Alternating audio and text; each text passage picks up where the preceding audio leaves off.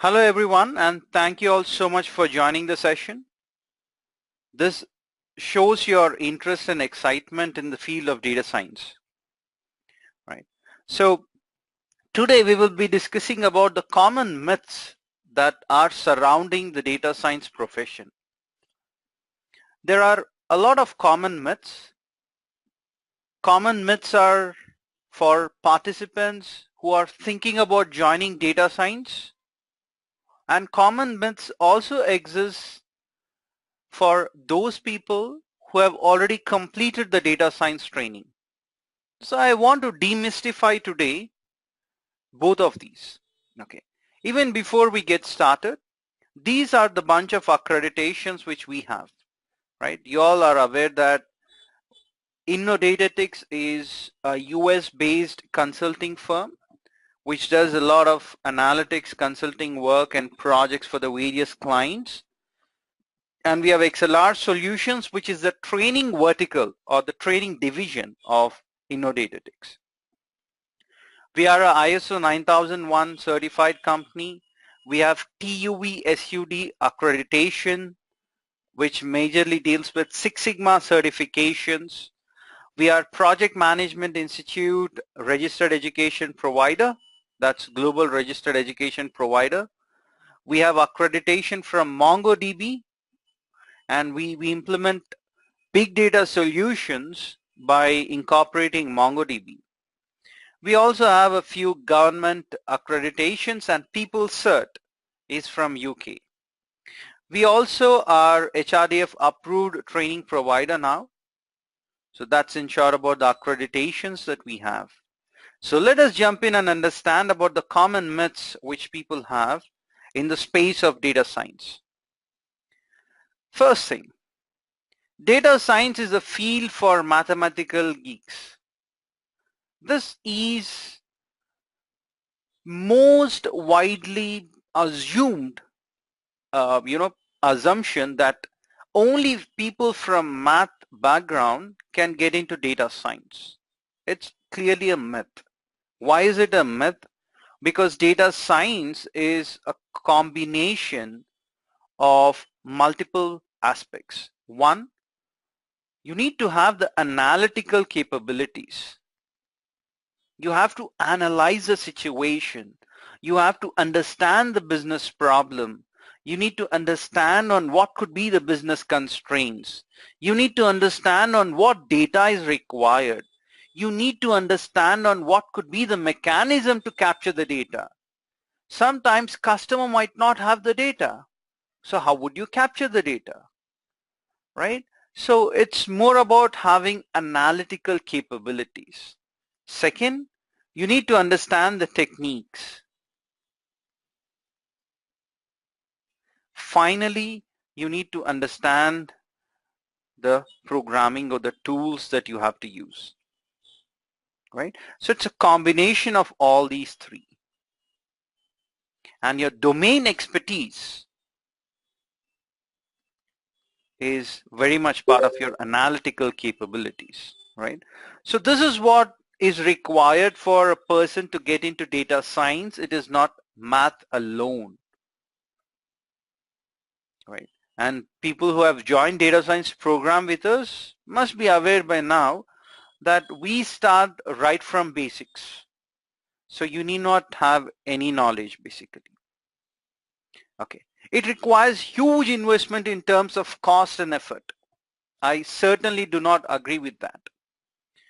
We have seen historically that people who spend approximately 3 months time preparing for data science eventually crack the interviews. Eventually they get into corporates as data scientists,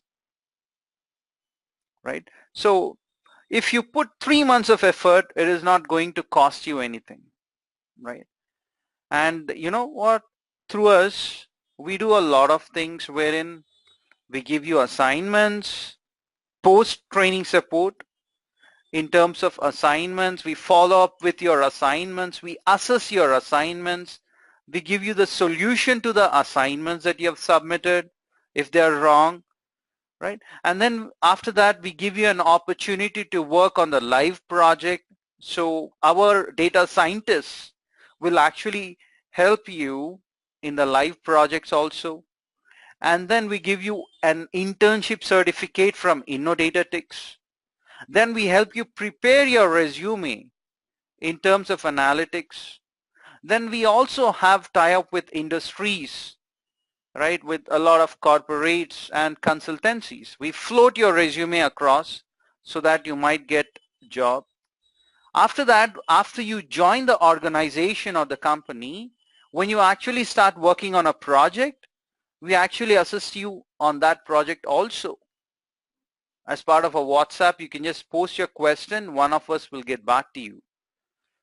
For all of these things, the price that we charge is minuscule. So you need not worry. It is worth value for money. Third, do you need to have a degree in stats or maths or economics? Oh, absolutely not. I am a chief data scientist and I've worked with a lot of organizations as data scientist. I'm not from stats or maths or economics background, right? I've done my bachelor's degree, okay, in computers.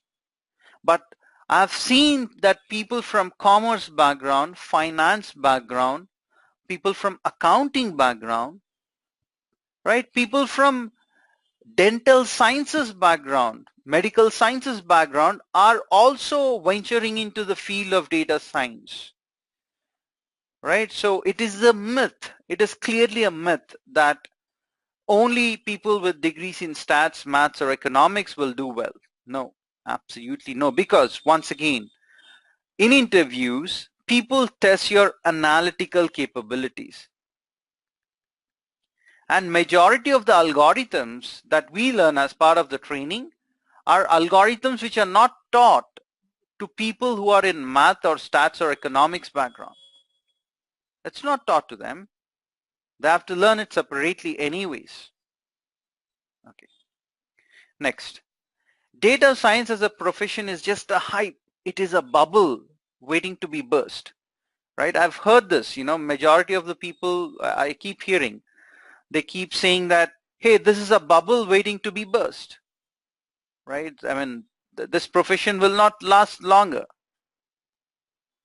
But here is what, are my takes on this. As and how the number of smartphone users increase, as and how we move from 4G to 5G, from 5G to 6G, right? As and how the internet speeds increase, as and how the number of internet users increase, as and how technology improves, Internet of Things, Amazon Web Services, cloud computing, data will explode. As and how the population increases, right, smartphone usage will increase because eventually people will end up using smartphones. Whether we like it or not, we will move into 5G network by 2020. Whether we like it or not, number of internet users will increase. Whether we like it or not, Internet of Things is here to rule the world. Whether we like it or not, data will be residing on cloud to a great extent. So all these put together will actually generate tremendous data. So this is not a hype. This is a profession here to stay. Okay. One more myth is we need to learn licensed commercial softwares. Oh, there are a lot of such softwares. SAS, SPSS, right? Stata, MATLAB, and there are a bunch of other tools. All I would say to people who feel that these tools are superior is this simple question, that you just simply go to any of the job portals and search for data science openings, opportunities, job opportunities, and see on how many job opportunities require you to learn R and Python and how many require you to learn these tools, right? So there is a drastic shift from commercial licensed softwares to open source softwares which are much, much powerful. There are a lot of algorithms which one cannot accomplish using these licensed softwares. But there is absolutely nothing which R or Python cannot do for you, right? And those come for free. Another prime reason here is a lot of startups, a lot of small, medium enterprises are trying to leverage data. I mean, they want to analyze the data and draw meaningful business insights. If you go to these organizations who are in dicey situation, right, on whether they have to get into analytics or not, if you go to them and if you ask them this question on, hey, I want you to spend maybe 200,000 ringgit and purchase a license, SaaS license for one person, right? Why? Because I want to check whether your data can be used for analysis to draw meaningful insights or not. If you say this, your small, medium enterprises, right, mom and pop stores will actually, owners will take a back, right? They will take a back step and they say, hey, we do not want this analytics. I will probably invest 200,000 ringgit elsewhere and generate more profits out of that, right? Obviously, you will hit a roadblock very early in your discussion. Hence, you can say that, hey, you need not spend even a single rupee. We will use open source tools, analyze your data, draw meaningful business insights for free. If it works, you can pay me. That's called as outcome-based model. And most often than not, organizations will be surprised with the kind of insights we might draw from the data analysis. Okay. Another myth is data science is all about programming. Absolutely wrong. Data science is all about algorithms, right? And which technique you use at what time determines the success of your project. It is not how many lines of code you write, right? Also, when it comes to programming, we are just trying to accomplish or implement these algorithms or techniques using some tool. That's programming all about. It's a language, right? It's a language. Like I'm speaking in English now to help you all understand. To fasten up the process, you cannot actually manually run the algorithms, right? So to fasten up the process, you're using some tool. And how do you communicate with that tool? Using some language, and that language is programming language, right? So be it R or be it Python, you need not worry too much on the programming because we are not programmers, we are data scientists. Okay, so emphasis should be on algorithms and techniques more than your tools. Very important. Because I mean, majority of the people who are new to data science, they put their heart and soul into learning R and Python, and they forget that techniques are going to determine their success. Another quick bite. Data analytics or data science or machine learning all mean the same. There is no big difference, or there is no difference rather. Okay, so these are the common myths with respect to people who are willing to pursue data science as profession. And then we also have common myths for people who have already joined data science program. The moment they learn about the fancy algorithms such as neural network, support vector machine, KNN, they jump in to implement those models because they feel that building complex models is a privilege, right? It will actually give them better exposure in the market. Absolutely wrong. There is principle of parsimony, Occam's razor, variance versus bias, that is overfitting versus underfitting. All these say that the simpler the model, better it is. If you can accomplish your business objectives using simple models, then why do you need to build a complex model, right? So simpler the models, better it is for everyone, right? This is something that you need to understand very well, right? And to build such a model, you actually tend to divide your data into training data and test data. Build your model using training data and apply this model that you have built on training data itself to get error.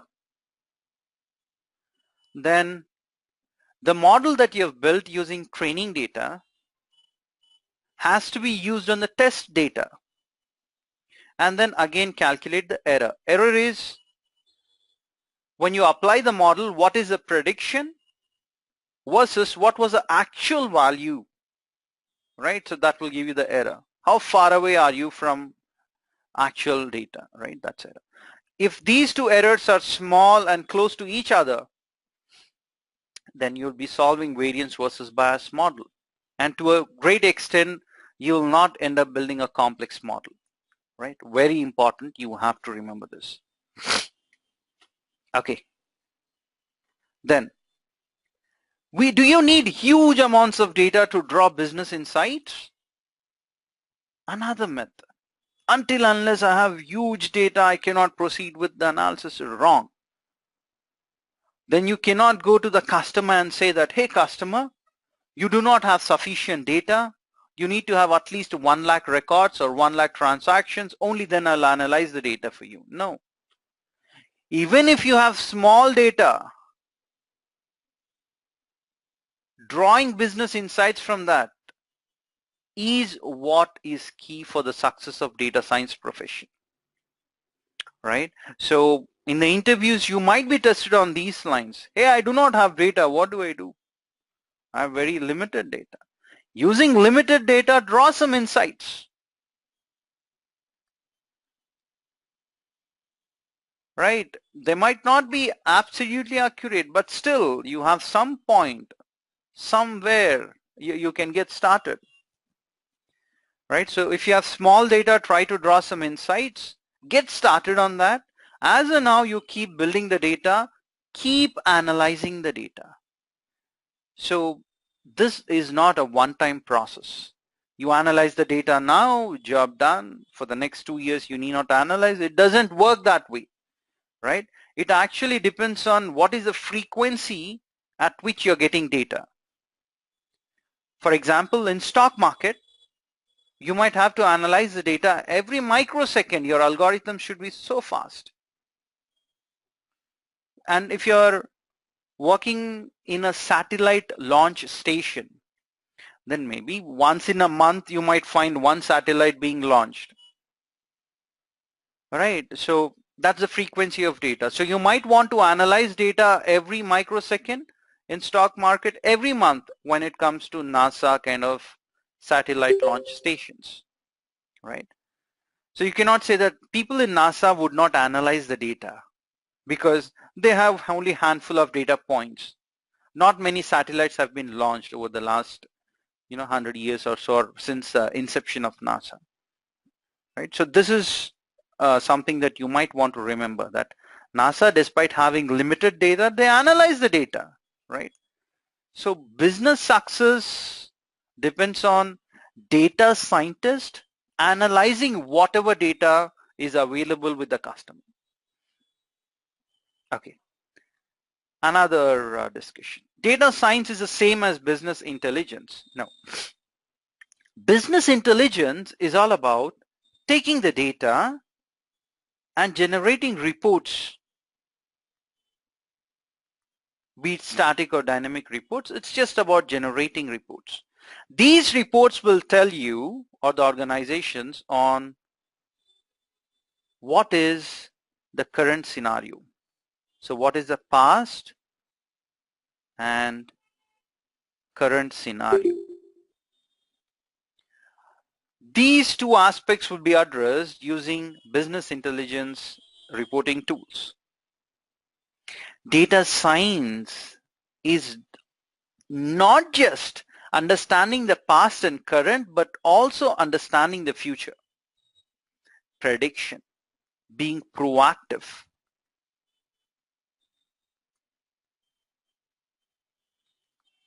In reporting aspects, in business intelligence, you're reactive.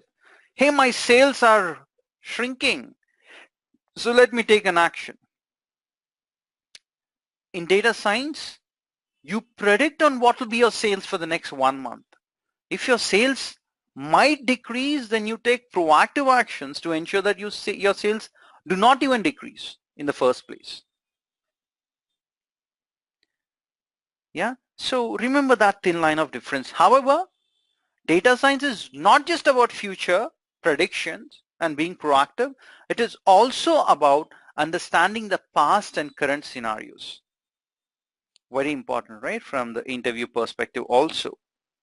And data visualization, which is part of your BI reporting and all that, is key component of drawing interesting business insights. Okay, finally.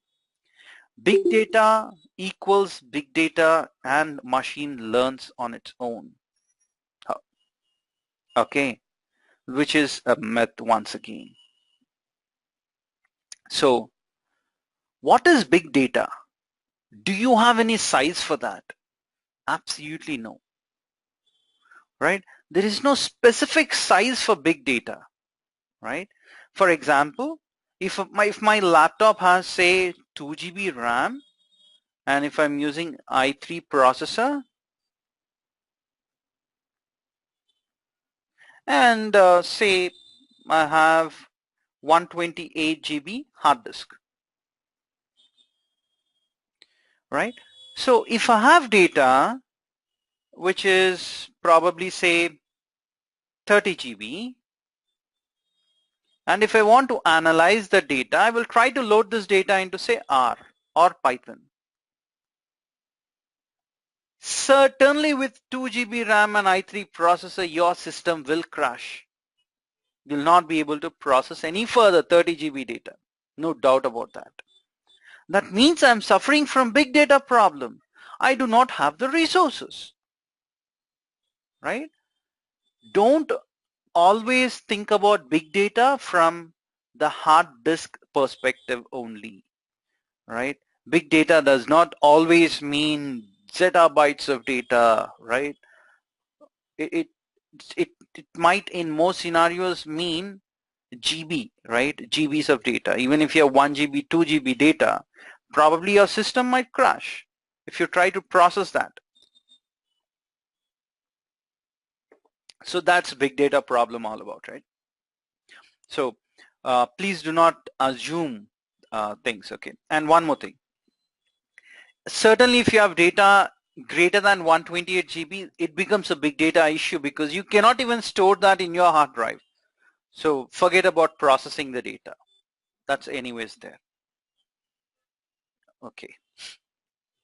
Machines learn on its own. This is another common myth that, you know what? People are speaking about artificial intelligence. What is artificial intelligence all about? Right? Does this mean machines are going to rule the world? They are going to learn on its own? Absolutely no. Absolutely no.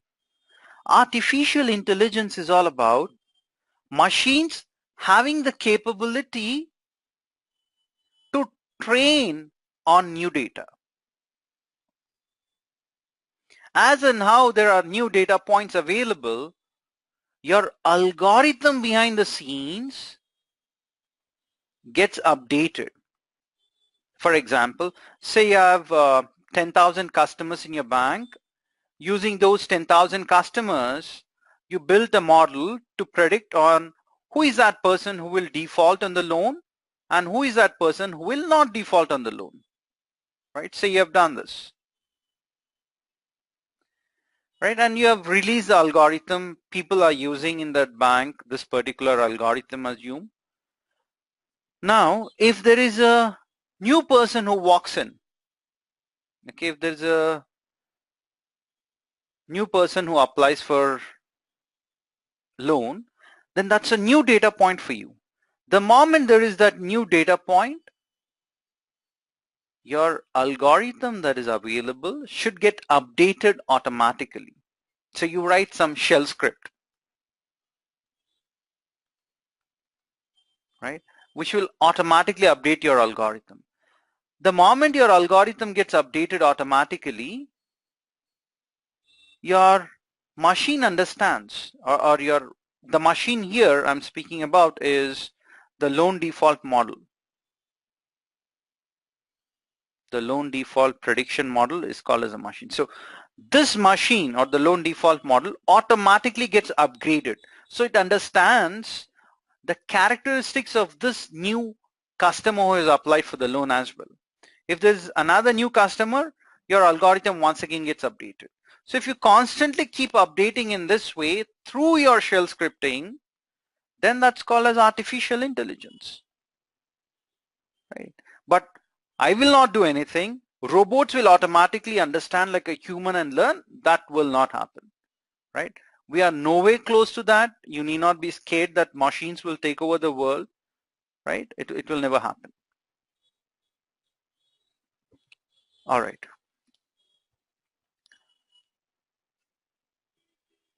Any questions at this point of time that you might want to ask me?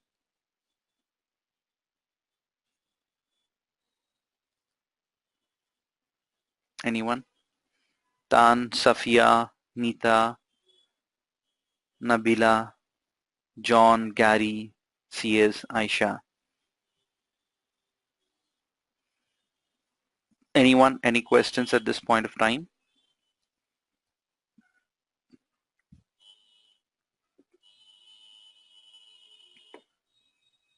Okay.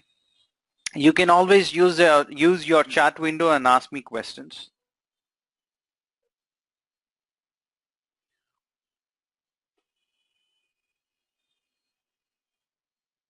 Okay. Seems like there are no questions.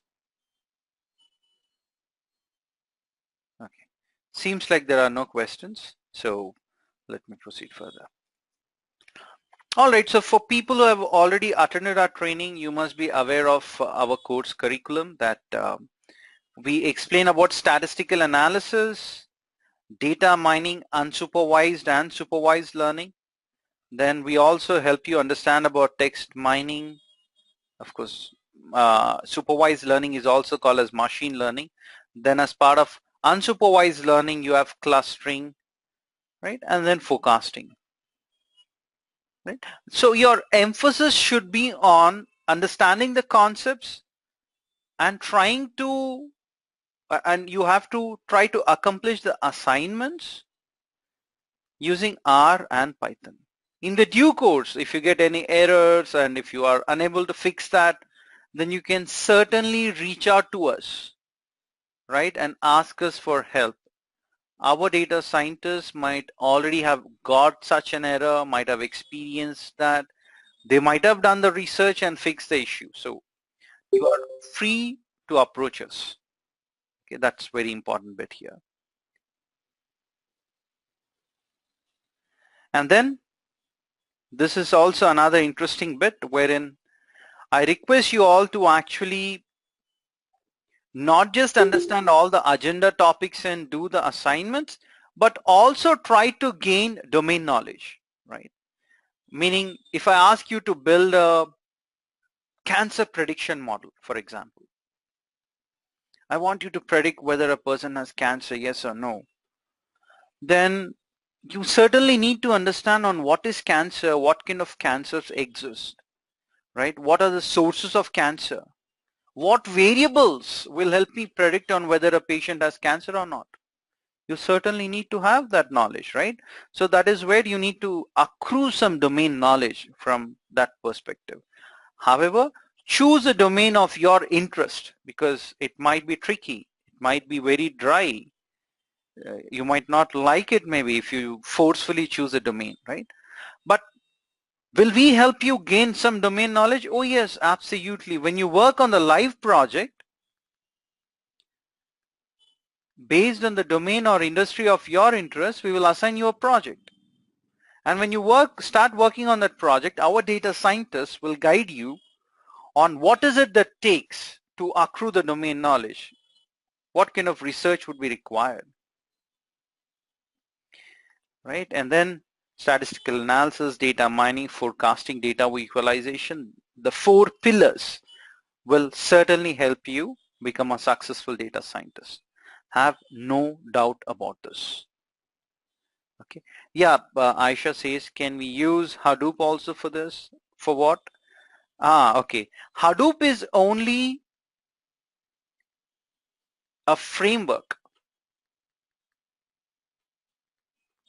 Okay. Within this framework, you have something called as HDFS, which is a file storage system. So you store your data here. Okay. If you want to know on how to process the data, can I do machine learning on this data? Oh yes, that is when on this stored data, you might want to use something like Spark or Scala, right, to run your machine learning algorithms. But Hadoop is just a framework. Aisha, hope that helps. Okay. All right. So this is in short for people who have not enrolled with us yet. Students will get special discount. There is additional group discount. Anyone who trains you, take my word on this, will have minimum 13 years experience. Our training is for 5 full days. And of course, it will be hands-on as well. So you understand the theory, you work on the case studies, and a similar kind of case study is given to you as part of assignment, right? You'll also have all the sessions recorded. I'm actually recording this session also. So in this way, all the sessions will be recorded and placed on your learning management system. So you get access for 3 months. All your assignments, case studies will be there.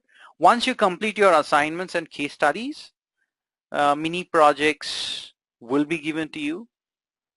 And then finally internship, right? The moment you submit your assignments, you are entitled to work on live projects. The moment you complete that, you'll get an internship certificate from InnoDataTix USA. That will actually strengthen your resume, and it will, enhance your chances of getting placed with high salaries. Once you are done with the live project, we will help you with resume building and will float your resume for across various companies. Not just that, you'll be entitled to these kind of free webinars. We conduct approximately 6 webinars per month. It can go beyond 6, right? And these trainings include project management trainings, interesting techniques in how to manage projects, how to manage data science projects and all that. And you all are anyways part of WhatsApp group. The moment you inquire, we add you to a WhatsApp group. That way, on a daily basis, you get exposed to the interesting interview questions, right? So this is in short about, the myths that I wanted to explain and the kind of curriculum that we have. If you want to enroll for any program, or if you have any queries, if you want to work on live projects, etc., you can either use WhatsApp group as a medium of communication, or you can call on this number. That is where, this number is pertaining to Malaysian market. All right, for any queries. And also we have a referral program wherein you refer your friends and you'll get referral money, referral bonus. All right, so this is in short about the discussion that I wanted to have. If you have any questions, please ask me now. And if you have no questions, then thank you so much. Hope the session has helped you at least to understand from the common myths perspective. Thank you all. Okay, there is a question which is, what is the difference between machine learning and AI? Machine learning is a subset of AI. As I've told you, if you implement machine learning and if you try to automate the end-to-end process by removing the human in loop,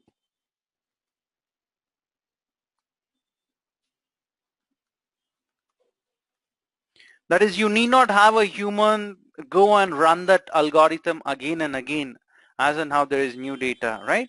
So the moment you remove the human in loop and try to automate any application using machine learning, that is called as AI, artificial intelligence. Intelligence that is built artificially, right? So you use machine learning to build AI applications. For example, chatbot. I type something and this chatbot is a robot or is a machine learning algorithm which will automatically respond to me, right? So that is a classic example of AI. You might have seen in James Bond movies, right? If a tire gets punctured, right, then automatically it will refill the gas or air into tire. That is also an application of AI, right? Anything which uses machine learning algorithm, using that it automates the process, is called as AI, artificial intelligence. Yes, does it help? All right. Thank you all so much. And have a great day.